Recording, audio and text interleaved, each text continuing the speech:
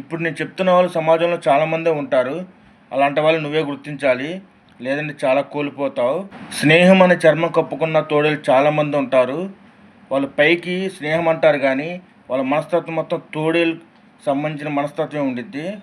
వాళ్ళని నువ్వే గుర్తించాలి. వాళ్ళలో కొన్ని లక్షణాలు నేను చెప్పాను వీడియోలో, పూర్తిగా వినండి, మీకు తెలిసిద్ది. నీ వీక్నెస్ని ఎవరికి ఎప్పుడు చెప్పొద్దు.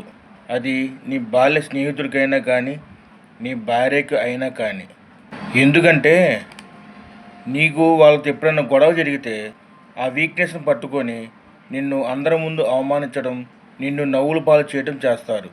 నలుగురు మధ్య నిన్ను నీ కుటుంబాన్ని చులకన చేసి మాట్లాడినవాడు నీ స్నేహితుడు ఎప్పటికీ కాడు.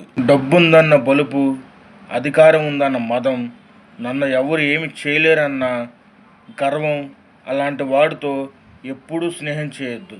వాడి వల్ల నీకు నష్టమే తప్ప ఎలాంటి నీకు ఉపయోగమే ఉండదు. ఇద్దరు స్నేహితుల మధ్య జరిగిన గొడవని ఒక అన్నోన్ పర్సన్కి చెప్పి నిన్ను అవమానిస్తున్నాడంటే వాడి నుంచి నువ్వు దూరంగా వెళ్ళిపోవడం మంచిది. వాడిని స్నేహితుల లిస్టులోంచి తీసేయడం మరీ మంచిది.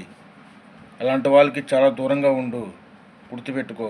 మన ఫ్రెండ్స్కి మన పర్సనల్ గురించి చెప్పచ్చా చెప్పకూడదు అనేది కామెంట్ సెక్షన్లో కామెంట్ చేయండి.